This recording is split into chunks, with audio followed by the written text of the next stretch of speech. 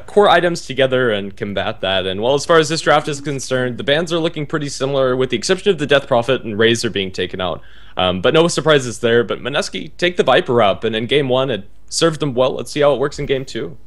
It can certainly pay off. Viper, as we all know, is a tanky bastard to deal with, especially when he's hurling around that orb-walking ability of his. But Kingdom will opt for that Shadow Shaman. Doom, however, is available here, and no surprises here. Shadow Shaman and Doom. Doom being one of the better counters to Viper.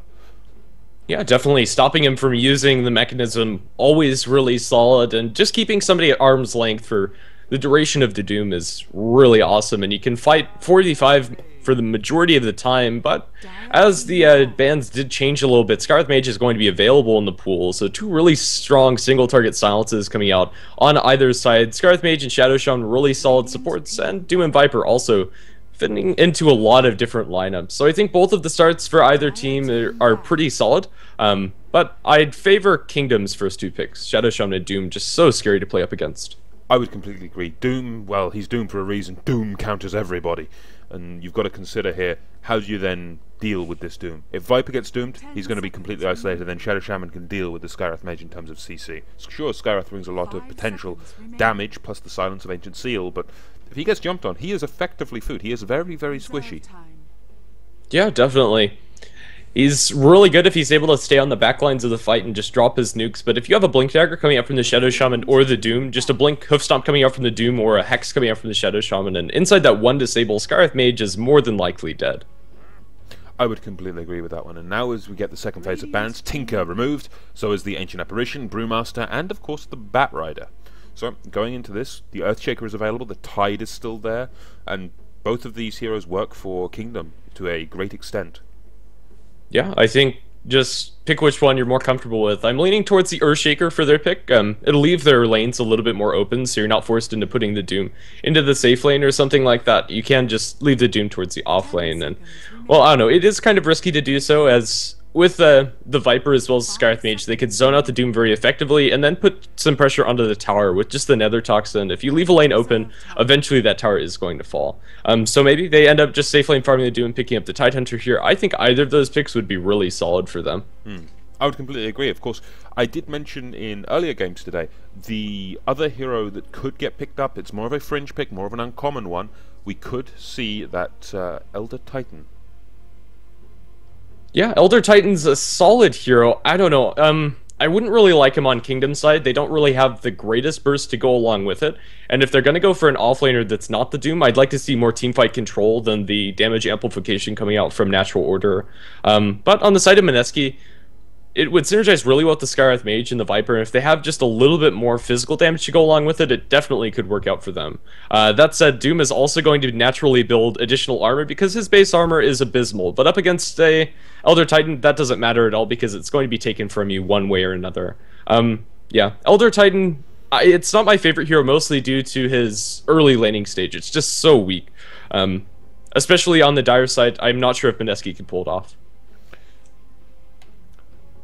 I would likely agree with you here. I mean, I feel like if any hero was to pick it up, any team that was to pick it up, I think it would be Kingdom.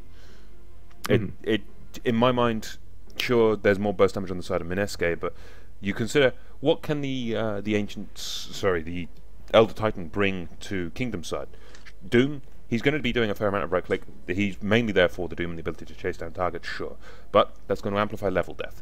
It's also going to amplify Ether Shock. They've got burst in terms of that. Then there's the Spirit. And when I look at Kingdom's draft, I think, we need a mid lane and we need a support. So we could look at, the Earthshaker as your support. There's your burst damage. And the Echo Slam on top of a Ancestral Spirit is very effective. As I lose my words once more, I'll have to find those. They're probably hanging around here somewhere. But for the mid hero, now you're looking for a mid hero that has high burst, that can bring some form of control or a silence. Puck or Queen of Pain both fit that bill. Yeah, for sure. Well, as far as the pickup from Mineski, they'll go ahead and pick up the Rubik. In this game, a lot of great spells for him to steal, especially the Fissure, one of the best steals for Rubik, as the instant Fissure is really quite possibly the best stun that you can have. The biggest weakness of Earthshaker is his cast time, and well, you can remove that with the Rubik, and Doom, his Doom spell is amazing, as is the Shadow Shaman Serpent Words. But Kingdom instead, pick up the Wind Ranger. I'm not exactly sure where they're going to lane this. I'm kind of favoring this as a mid Wind Ranger, although offlane is definitely an option. Mid-Wind Ranger, I reckon, will be heavily punished by the Viper. Sure, you'll have Windrun to try to persist and try to survive some of the harassment of the Viper, but Windrunner doesn't have the largest amount of right-click in terms of damage potential, and that could be the big problem here. Yeah, fair enough. I don't know, Wind Ranger just kind of feels like a lukewarm pick all around. I would have liked to see the Mirana a lot better than the Wind Ranger. Both of them kind of function in a similar fashion, where they have some really good spells, and their ultimate's just kind of like icing on the cake. Although Mirana, I think, would fit really well with the Earthshaker Shadow Shaman inside the tri-lane, and this Wind Ranger just kind of feels a little bit out of place. That said, if they have a really good Wind Ranger player and they're on point with the shackles, you can't really argue with a stun with that long duration. I'd completely agree, but speaking of Mirana, Mineski could pick up the Mirana here. It would For work sure. for them to a fair extent. You've got the Telekinesis, you've got Scarith Mage who has a slow. That would set up quite nicely for the arrow. Maybe not as nicely as Kingdom's setup, but it is an option. And if it's not picked up here, it could be picked up for the last pick for Kingdom, but I should think Mineski will ban it just for safety. Yeah, honestly, I wouldn't be the biggest fan of a Mirana pick coming out from Kingdom. Their teamfight would be very reliant on the Doom and Earthshaker getting up early blinks, and, well, I'd expect this Doom to probably get a mechanism first if he's going to go for more of a utility-style Doom, and if not, I don't know, Kingdom's teamfight, again, is going to be, I don't know, very hit or miss. If they line up the Shackles, or, the Shackle Shot, I should say, they'll be in a good situation, but if not, the kills are not going to come out for them. Well, as for Mineski, they go ahead and pick up the puck, so some really solid team fight coming out from them. Neither team really has anything that scales particularly well late, but I'm inclined to like Mineski's lineup just a little bit more. Sure, they have the Viper, but you've got to consider they are all so squishy with the exception of that Viper. You hit an Echo Slam into the middle of the puck, Rubik and Scarith Mage, all three are dead. Yeah, for sure. That is going to hinge on the fact that the Earthshaker is able to get some early kills, because Earthshaker as a support really doesn't farm well, and we're probably not going to see a blink until 20 minutes, even if it's going well for him. And, well, I don't know. It definitely is something to look out for, but if the positioning from Mineski is on point, I don't think they'll get caught out in a situation like that. You're probably going to have the puck jumping into the middle of the fight. Viper is also going to be there, and then, well, Scarith Mage and Rubik are going to be on the outskirts, dropping their spells, trying to get a crucial steal on potentially the Doom or the Serpent Words. Yeah, if they do get grouped up, however, the dream is real for a 4-man Echo Slam into the Fissure and Enchant Totem follow-up for an Ultra kill there. I'd completely agree, and it's all going to come down to positioning in this game. Much as last game, positioning is everything. Positioning is key. As it is in most games of Dota, and, well, Mineski, last game, their positioning was pretty on point, so we'll have to see what these last picks are going to be. Kingdom don't have a lot of time to think about this last pick, as they only have 2 seconds of reserve time, so sooner rather than later, we're going to see how they round out their draft. Very true, very true. And they're on the clock here. 5, 4, 3, 2. Nature's Prophet to round this out. And, I'm not sure if this was a panic last pick or if this actually makes sense. Yeah, honestly, I'm not sure. Any of their 3 cores could end up going to any of the 3 lanes. There is infinite ways they could shake these up. I think that is going to be Mid-Wind Ranger up against the Viper, and I don't know, despite not having the greatest right-clicking damage, I think out of the 3, she'll fare the best. Just not dying as well as being able to spam out the power shot. In the very least, she'll get her levels in that lane, although not getting the most farm. I think she's the one that's punished least when you don't get the farm. Doom probably going to be farming up safe lane with an off lane Nature's Prophet, although Scarith, Rubik +1, if that +1 is the Viper, definitely can zone out a Nature's Prophet. So, I don't know, yeah, these lanes are feeling a little cluttered from Kingdom. I'm not sure if they're going to be able to line themselves up for a solid win. It's going to put a lot of pressure on the Earthshaker Shadow Shaman to make some roams happening and get those kills with the Fissure into Shackles. I'd completely agree, and, well, it's going to be rough. They need, as you mentioned, the Fissures and the Shackles need to land. How does this Nature's Prophet work, and how is it going to go toe-to-toe with an Ursa, considering this Ursa is going to want that Blink Dagger, and if Ursa gets on top of Nature's Prophet, well, it'll be Nature's Roughage, and Doom does become very susceptible to the Ursa's damage, considering Doom has 0 armor to start. Yeah, I don't know. I was not expecting the Ursa pick at all, but I'm loving it coming out from Mineski. If they get caught out of position, this Ursa could absolutely rip them to shreds. With the Puck Dreamcoil keeping them in place for the uptime under the right clicks, Rubik with his lift, as well as a concussive shot coming out from the Skyrath Mage, and just the slows from the Viper, this Ursa could have a field day. It's going to rely quite a bit on them getting the early Roshan, however, and I don't think that they'll be able to get away with a level 1 Rosh, but I don't know. I think they might be able to at least bait an early engagement there if Kingdom are expecting that. We'll have to see. But as for our teams, we are going to jump into Game 2 with Kingdom playing on the Radiant side, Draken on the Nature's Prophet, Fixers on the Wind Ranger, 2D playing on the Doom Smashy on the Earthshaker, and Fruits playing on the Shadow Shaman.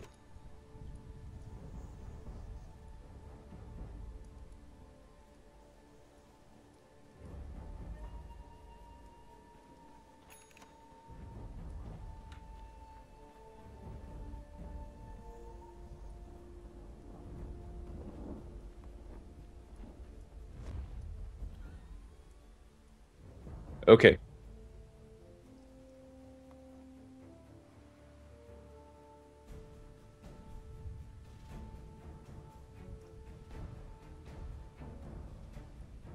Yeah, of course. I don't think they're actually going to go in for the level 1 Roshan, but they're looking for a level 1 engagement at the very least. They're smoked up and looking to find a pickoff, and the Doom might be the one that gets caught out here. They don't have the greatest way to start things off, and they haven't leveled anything on the Skyrath Mage for now. Smoke hasn't popped just yet, and now they're going to run into him with a concussive shot to slow him down. The Rubik following up with the lift is going to bring it back in the other 4 heroes, and this should be our first blood as 2D just stops. A nice Fissure will delay things for now, but in the end, not going to save his friend. My claws are red with the gore of first blood.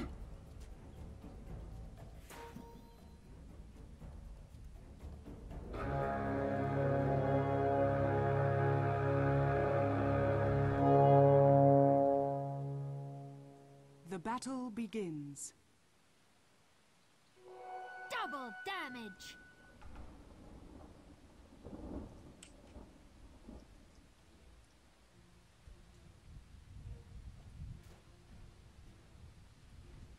Yeah, I definitely wouldn't be opposed to Boots. For now, they are going to leave the puck towards the off lane as their hero, and Ursa's just going to be farming up the safe. I don't know, after a start like that, they might have been able to go aggressive, but with Rubik and Skyrath Mage, not the best aggressive tri-lane supports. They'll want their levels for sure. For now, though, that is going to leave Kingdom down up against the Puck, and Puck should be able to get his levels fairly easily with the Loser Orb. Is actually trading very well with Fruits here. He'll eat a Fissure, but in the end, jumps to his Orb, and well, that was actually a pretty awkward angle for him to go at, and we'll eat one more punch from the Earthshaker, but for now, that's going to be it. Yeah, Doom, as a level 1 hero, he might be able to go for Scorched Earth and have a little bit more help of survivability, but that's going to delay his Devour, which is really not something you want to do. So for now, these lanes are going to remain pretty static.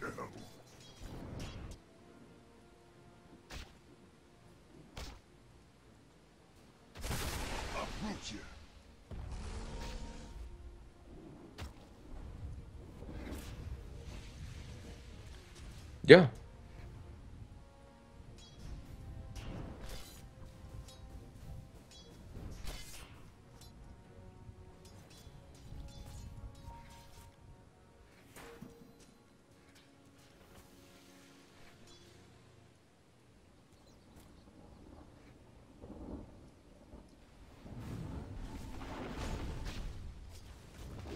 Radiant's top tower is under attack.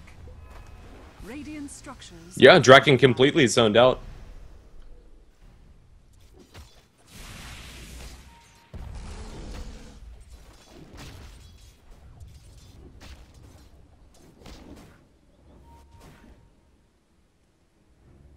Yeah, the next creeps are going to come through, and the creeps at the tower will at least delay the push, but it's going to secure Draken a little bit more experience, and now has his level 2 at the very least. But still, Tier 1 tower going to take a lot of damage.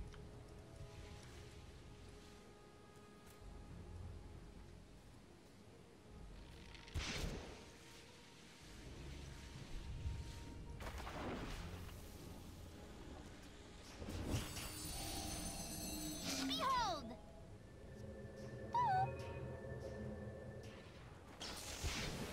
A cold wind blows. Yeah, custom rotation coming out from fruits, but still not the worst, not the best for Kingdom.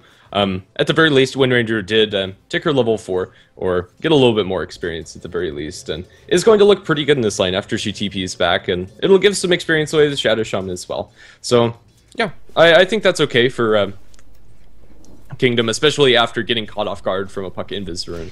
Puck is at his level 3, as is the Doom. For now, it's kind of a 1v1 lane, as Earthshaker's just running the pulling operations.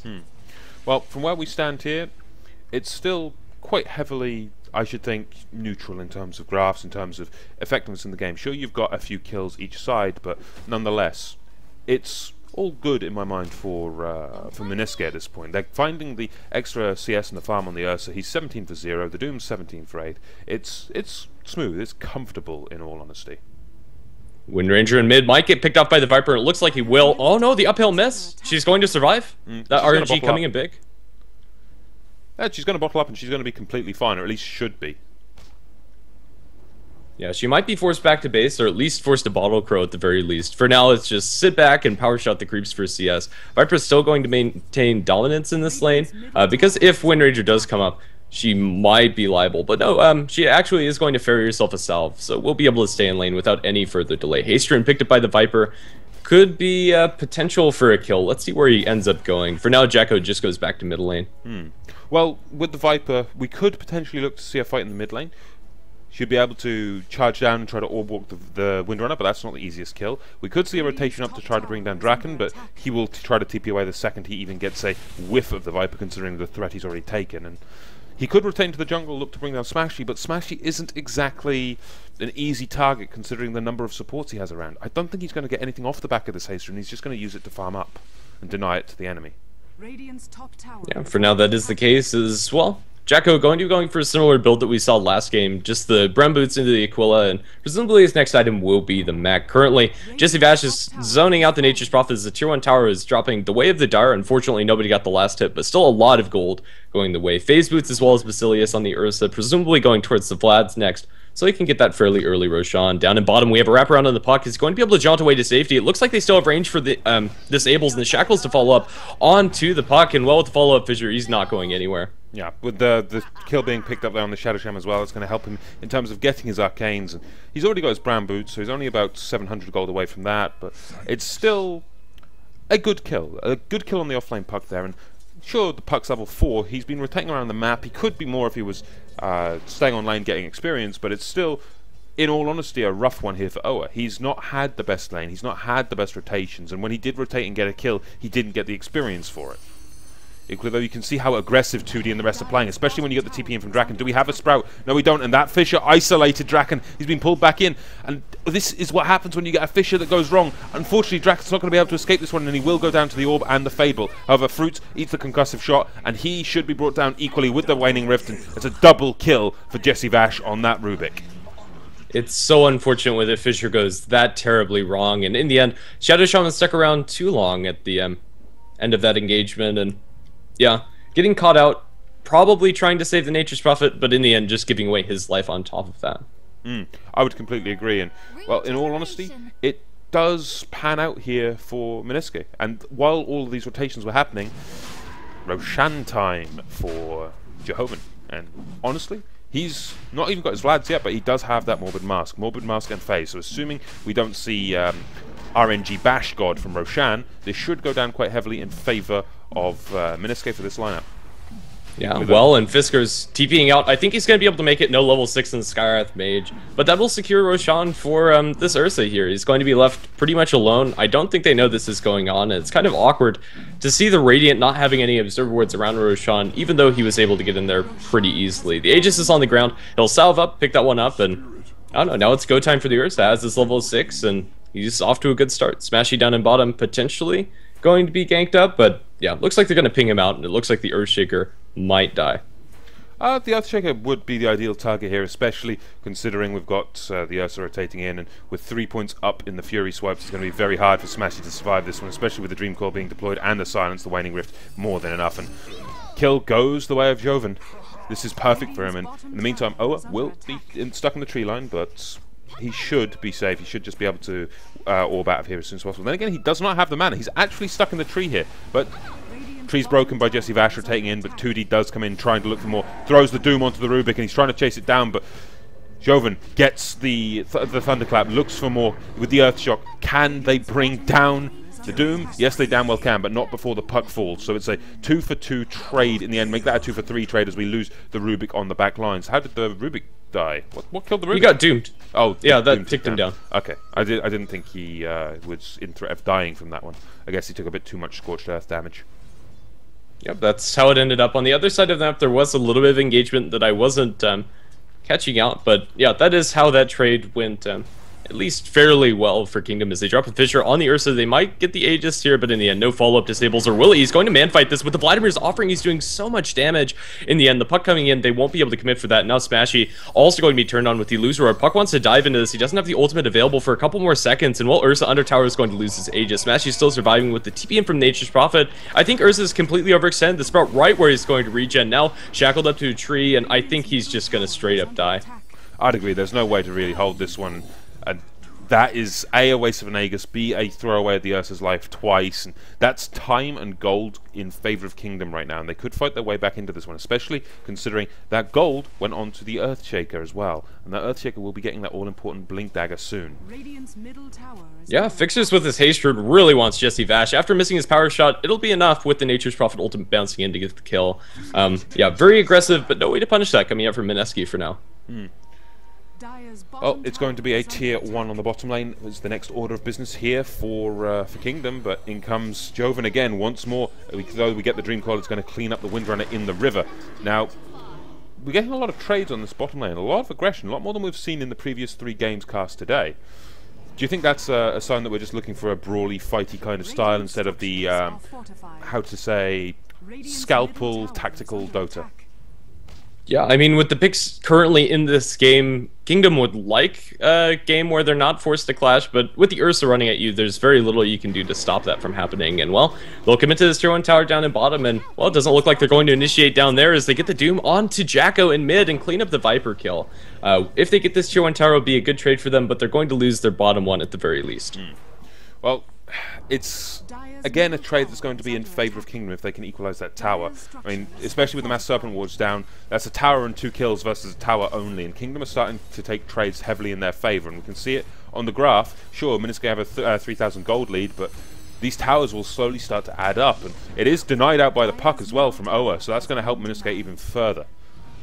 But equally though, do we have any turnaround? In the meantime, backlines, Smashy gets caught out by the Mystic Flare. Good damage being thrown into him, but Mineski, Jehovan even, silenced up, locked down. He's going to be the attempted target here, but they can't bring him down quite yet. Equally though, Nature's Wrath rotating around. Smashy will go down to the puck, and in the meantime, back in the fight, 2D falls to the Viper of Jacko, and still, you've got Fixer and Draken alive, but can they bring down anyone else? Windrun to go forward, looking to try to bring down Oa, but that's not an easy one. Shackle's going to be disjointed, and now you've got the King of All walking himself, the Viper, coming in.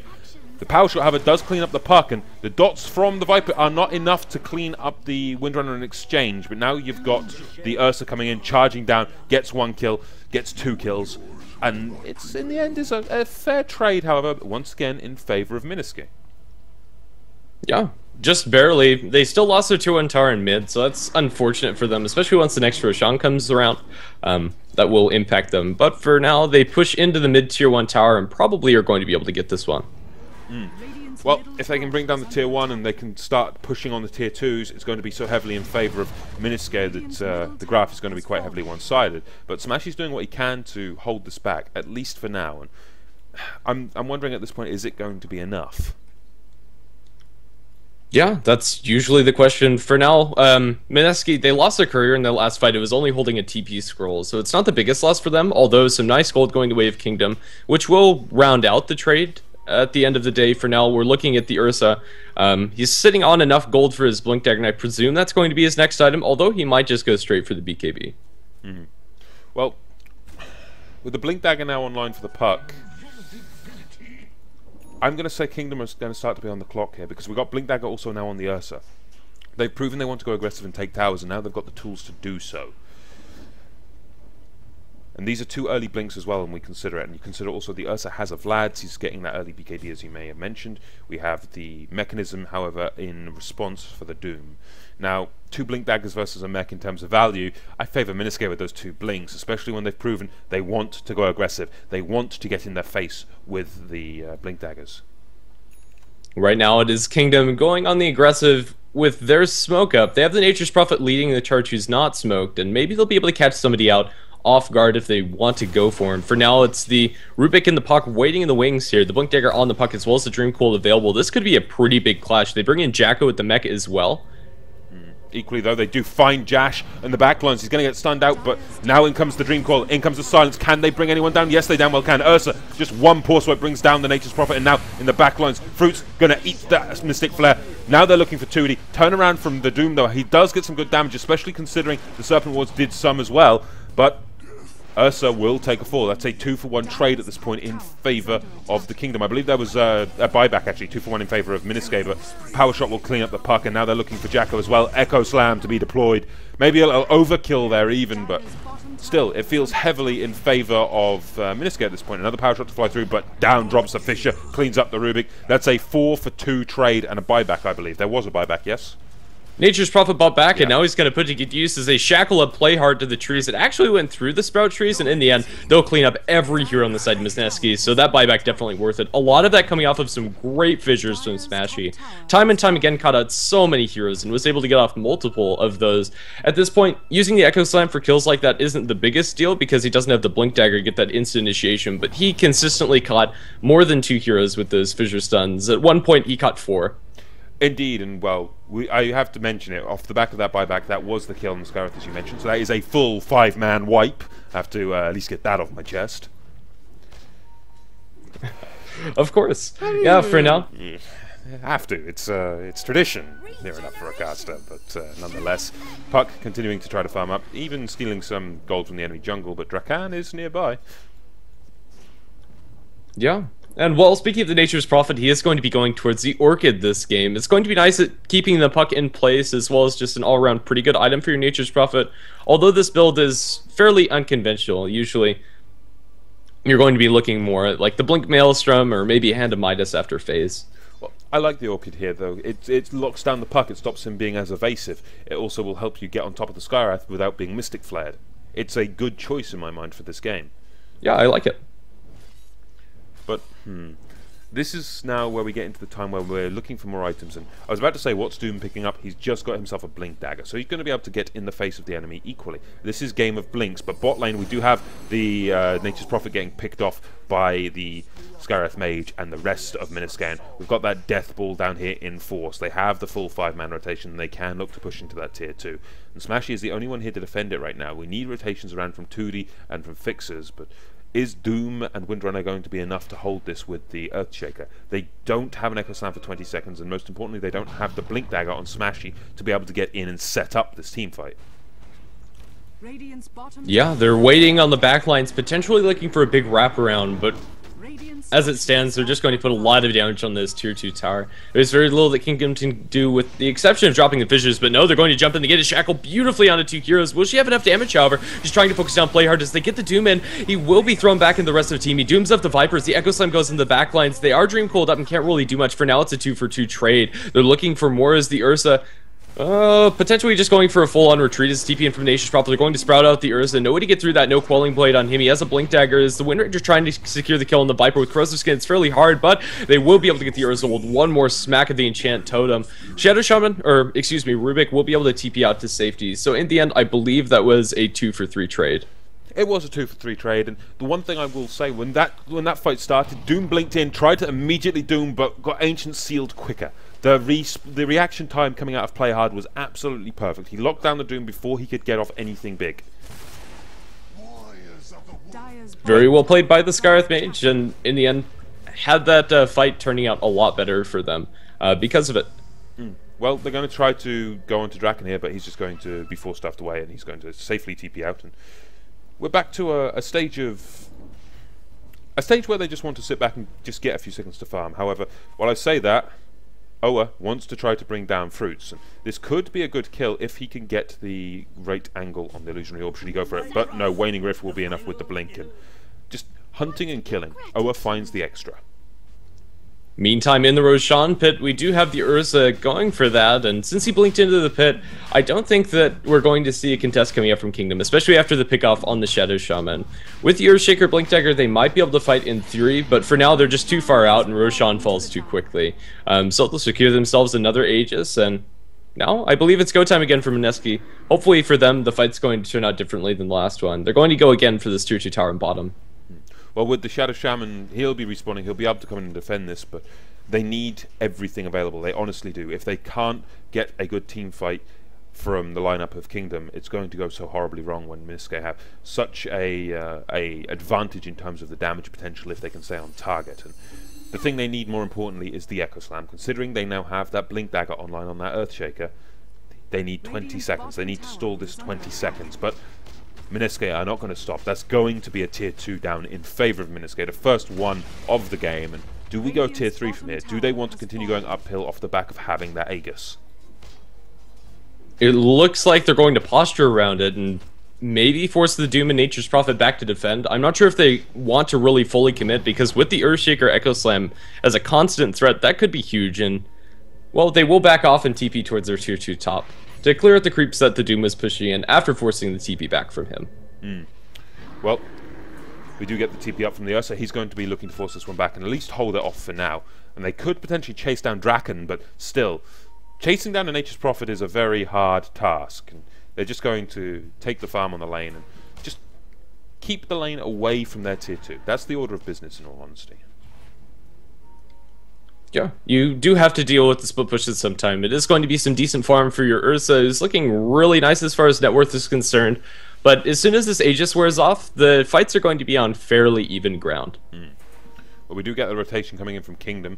They want to try to hunt and kill, and if they go on anyone, who do they go on? I mean, you've got Draken nearby to try to initiate onto the Ursa. You have the supports from Mineski also lurking nearby, back in the base now regenning, but they have the ability to turn and fight, but Kingdom turn around and go, yeah, we're not going to touch this, we're just going to go away and regen. They didn't really see very many people on the map with the exception of the Ursa. Their ward vision is fairly lackluster. They have one in mid as well as one in their jungle, but that's not going to help you find those pickoffs. Not very good aggressive warding coming out from them, so they will have to back off. But now, items-wise, let's take a look at items-wise coming up. Since we're 20 minutes in, graphs and items, we've got 1,000 gold lead for Mineski, and I'm keeping my eye on the puck because this puck has been aggressive throughout the game, and about 1,000 experience lead in terms of Mineski, and that's a very spiky experience graph as well, let alone gold graph. But items, we've got Blink Daggers online for the Earthshaker, for the Doom. We've got equally Blink Daggers online for the Puck and the Ursa, as we well know. But it's the other items we care about. We've got that full BKB online, and now we get the initiation we're looking for. Jehovan tries to go in, tries to find what he can. Doom Haver's thrown onto Jackal, but a big Echo Slam comes through, doing good damage. Mystic Flare tries to respond, but it's not enough. Doom falls. Shackle on 2, however, catches the Puck and catches the Viper, who is still doomed up, and Mass Serpent Ward's committed as well. That could be a dead Viper, but no, in comes the turnaround. The Viper's still going to fall to the Mass Serpent Wards, but play hard, and Jehovan will clean up, and that's a full 5-man wipe, this time in the other direction. Yeah, the Ursa just cleaning house there. It was a great Echo Slam, but with the BKB on the Ursa, only the initial shock did damage, and the Ursa just didn't care. He was cleaving down everybody and didn't lose his Aegis. It was a 3-for-5 trade, definitely in favor of Mineski, and more than likely also going to be a tier 2 tower going their way. Although Kingdom will have the respawns to potentially defend if they instantly TP, they won't have any spells to throw the way of this Ursa, and if he has to, he might throw away his Aegis for his tier 2, but I think they can just get away with this and then blink away. Well, this is one thing that I'm going to find a curious one. Since in the latest patch we did see the Fury Swipes from Ursa no longer being an orb effect, what do you reckon we're going to see in terms of the Ursa for that? Are we going to see a Desolator potentially, or what do you think? Honestly, I don't think that change really affected the build on Ursa at all. I think really the biggest change that comes from that is the ability to get Roshan earlier on before you get the Vlads and just having the Morbid Mask. In lane, it's nice to have an Orb of Venom, but usually it's more about the lockdown for your Ursa, and we're probably just going to see a Scythe device next for him, or maybe even a Basher. I'd like to see the Scythe, though. I would agree, Scythe is good on pretty much any hero. There is no hero where a Scythe is considered a bad item. Good amount of control, good amount of stats, all good. Yeah, especially for an Ursa who's a hero that doesn't need any more damage. With Fury Swipes and Overpower, he's already able to rip pretty much anybody to shreds. And he'll be able to spam out his spells a lot more effectively with that extra mana, and if he gets a Blink Scythe Initiation on any single target, they're probably going to die. I would completely agree, since there's no way they're going to be able to escape the Ursa, not without some massive help from the rest of the team. I mean, you've got Doom, he would be the ideal target for said Hex Initiation. I mean, if they can bring Doom down before he can be of any use in a fight, that is a huge deal. But equally, Tier 2 is going to be the order of business here for Mineski, and they're going to be able to finish this one off. Where's the response, though? It does go down to the Viper, and we need more here. We need to see more from Kingdom. If they're content to just let Tier 2s fall, that's bad. And now we get the initiation with the Dream Call. 4 stuff on Mixes, however, doesn't mean he eats a full stun and almost goes down to the Mystic Flare. Now we get a TP in, however, from Draken. He wants to try to turn it around. They lose the Shadow Shaman, but in comes Ursa. That bear is angry. 1 swipe, 2 swipes, but he gets shackled. Doesn't latch, however. He goes for more, but he's not going to get it. He's eating too much tower damage. He's going to be able to be forced to fall back. And he still has an Aegis, sure, but does he really want to use it when he's only taking damage from the towers? I don't think so. But no, he will instead jump in on Smashy this time. BKB popped and will get clawed apart. But yeah, with the Aegis being recalled in 5 seconds, he definitely would have been okay with losing it, but dying the second time afterwards would be problematic. As they drop a Sprout, jump in from the Rubik, they're going to blow up the poor Earthshaker here, or rather Rindranger. She buys back. Now Ursa's still in the midst of this. The Tier 3 tower hasn't taken a lot of damage, and with the Doom on Viper, Mineski for now are going to back off, as no, the Doom's looking for more. He doesn't have a lot of mana, and just devours casually a creep as well. Another jump in from the Puck, doesn't have a Dream Coil. The drop as the Shackles goes away the Viper, and actually the Puck and the Ursa are just ripping to shreds the rest of the team on the backlines as Fixer's trying to run away, but with the lift, that's not going to happen. And now into the claws of the Ursa. He was going to get the last hit. It is going to be a dominating spree for our Ursa warrior. And while they're looking for more Puck and throw in a loser orb in the base, for now that's going to be it. And the Tier 3 tower under siege. I honestly don't think that the Kingdom at this point can hold their Tier 3. They're using the fortification. That's big 5-minute cooldown, though. And now, where is the response to defend this? They have an Echo Slam, sure, but the pipe's up. And the pipe is just going to mean you can't commit to it. And even Doom, he cannot do anything at this point. The first Rax falls, and this will at least, well, the first tower falls, and now it's going to be the first Rax. But in comes the initiation. They commit the Doom, but Doom just gets turned around on, and he's dead again. He does have a buyback, sure, but in the meantime, Smashy will be the target, and this Ursa does not care. He gets 1, he gets 2, and now you've got Fruits. In the meantime, backline under the Tier 4s will most likely go down. Buyback however from 2D, and now, guys, you're fighting under the Tier 4s. Objectives, guys, objectives. Nope. Doesn't seem like they want it. Instead, Viper will start bringing down 2D. Shackles were stolen by Jesse Vash, and now comes the turnaround. Blink on the Viper. Won't be able to bring down the Doom, and now they're going to look for Draken as well. But can they finish off Draken? I don't think they can. It's a triple kill for the Viper, sure. But while this is going on, well, at least Playhard is getting their axe. Playhard living up to his name, slowly but surely. He will end up securing that one as Viper blinks back for the last hit. In the end, they do get their axe, but I don't know, a very deep dive coming up from Mineski. Probably didn't have to lose the Puck there. Well, in the meantime, Shackle's going to connect. It does latch onto 2 heroes. Jacko will be focused down, and Jesse Vash will be the second target, but Mech comes in as well as the Pipe. Pipe tries to absorb some, but it's nowhere near enough. Smashy drops the Echo and cleans up 2. Now we get the potential turnaround. The Concussive Blast is there from Playhard. He's going to try to escape this one, but does he have a TP? No, he does not. He needs to go over the edge of the cliff here and will safely get the hell out of dodge. Or will he? Nature's Prophet, thinking about it. Don't think it's going to go for that. I think Scarlet Mage is going to be okay, and although Kingdom were able to get a couple of pickoffs after that, the fact stands that they did lose their barracks, and that's really the big issue here. When you look at it, their barracks down, and they just don't have a lot of the tools that they need to fight. The big items are coming out from Mineski. The scythe that we were talking about earlier on the Ursa is in his inventory, and we're also going to have, well, probably not another item for the Viper, as he did go for that blink. But the Atos on the Scarlet Mage, oh, the Hex is going to be put to good use onto Draken, and he's just ripped to shreds. That's 3 swipes from the bear, and he didn't even have overpower for that, I don't think. No, he didn't. He didn't need it, and that's just the sheer power of an Ursa at this point. And sure, we Scythe Device, you generally think, yeah, that's an int hero item. No. Scythe is good on any hero. I cannot stress that enough. It gives you CC, it gives you damn good amounts of stats, and you consider Ursa generally doesn't have much in the way of a mana pool. Scythe fixes that. And he also has a good amount of damage to his name as well now. But equally, Doom thrown from 2D onto Joven, but Where's the turnaround? Where's the damage? Does he have any support coming in? No, he doesn't. We're going to lose the Ursa here. Does he have an Aegis? I don't think he does anymore. No, he doesn't. He will fall, and that's a 871 gold spree, and unstoppable, going the way of the Windrunner. But what can she buy with that that's really going to have much of an effect? She's trying to get a sheep stick, but she's just too far away in my mind.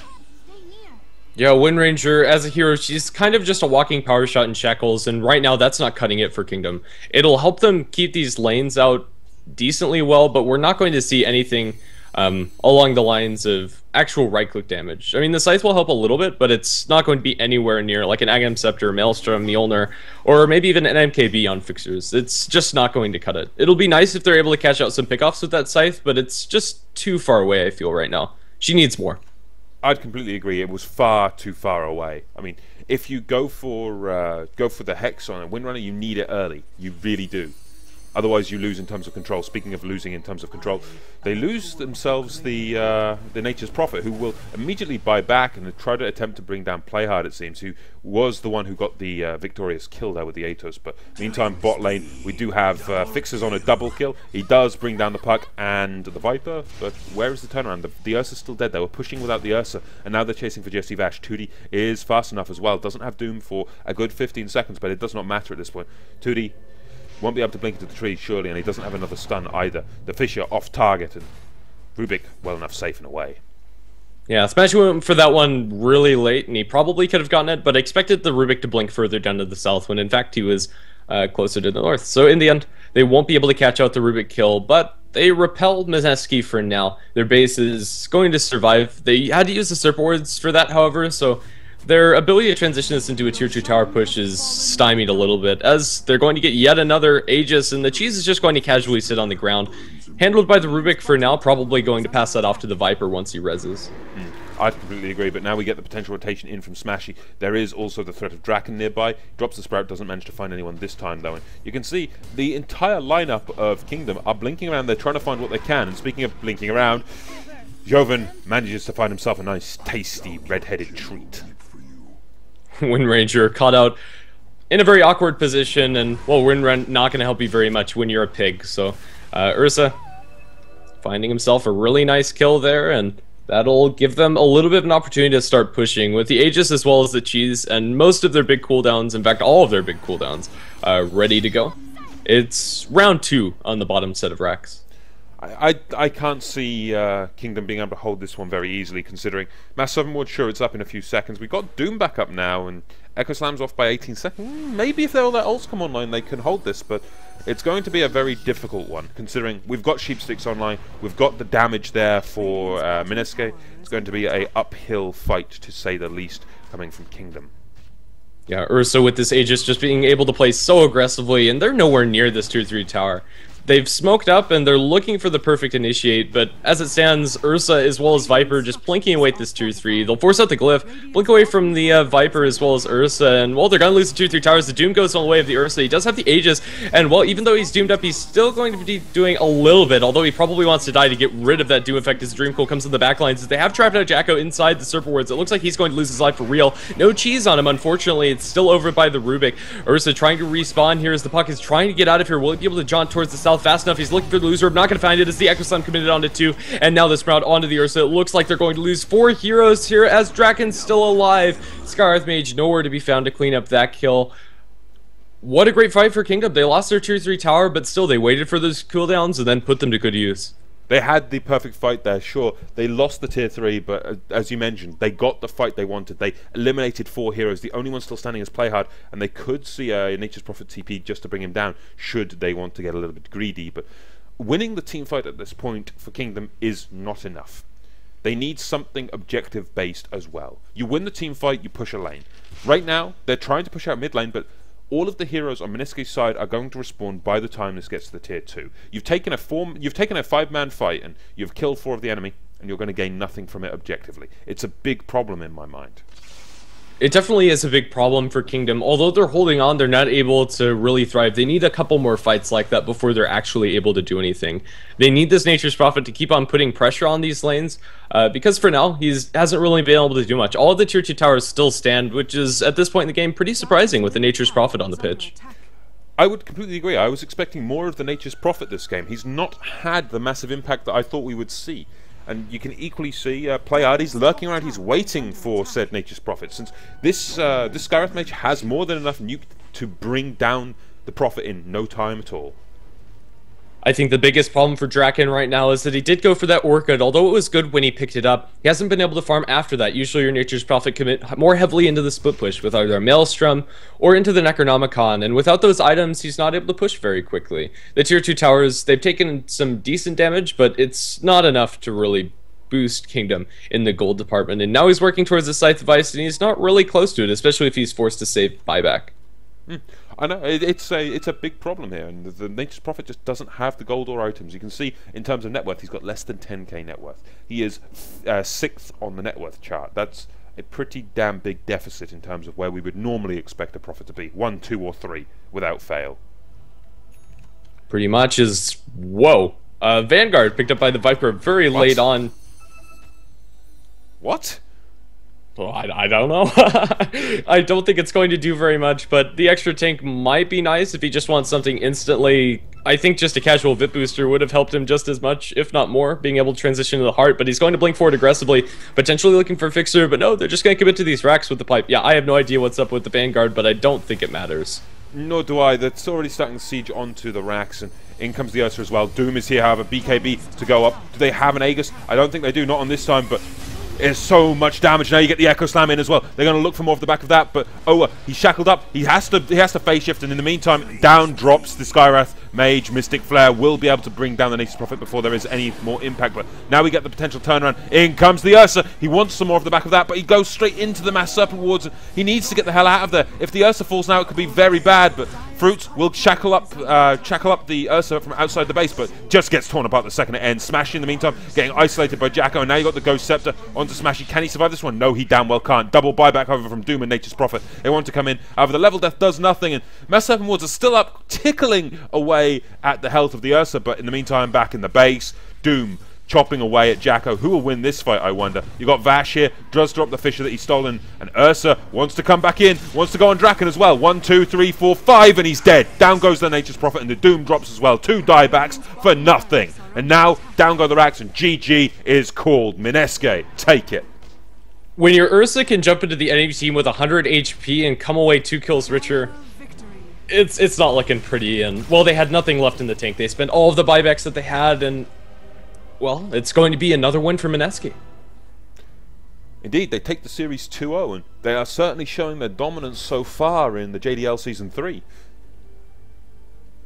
For sure, that's a 2-0 victory for them. So, any last thoughts on the game, Grandis?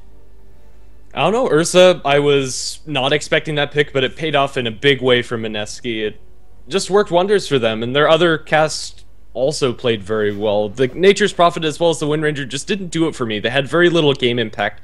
Had they switched out those 2 heroes for something maybe with a little bit more oomph, or if they just changed their playstyle to better suit a split pushing game, or fully commit to either style of play, maybe I would have liked them better. But in the end, it's going to be Mineski. Indeed it will be, and well, on that note, ladies and gentlemen, we shall be back, I believe. Do we have any more games tonight? No, I think we have more games tomorrow on HeflaTV 1. I can check the casting schedule for you, ladies and gentlemen. Yes, I think that is it for us tonight on Hefla 1. Thank you for joining us, ladies and gentlemen. You can find us at HeflaTV and at HeflaMoke on YouTube, on Twitch and Twitter. We are also HeflaTV 1, 2, and HeflaMoke. But on that note, thank you for joining me, Grandis, and I think that's it for us, so we'll see you guys next time.